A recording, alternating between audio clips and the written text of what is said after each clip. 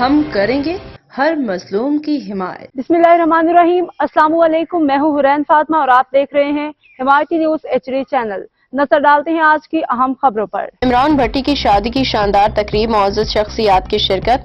22 फरवरी 2025 को गुलाम यासीन भट्टी के साहिबजादे इमरान भट्टी की शादी की परवकार तकरीब मुनाकिद हुई, जिसमें इलाके की मुअज़्ज़ज़ शख्सियात दोस्तों ने भरपूर शिरकत की। तकरीब में खास तौर पर आदिल मलिक, साजिद गुज्जर, खालिद कुरैशी समेत दीगर अहम शख्सियात शरीक हुई।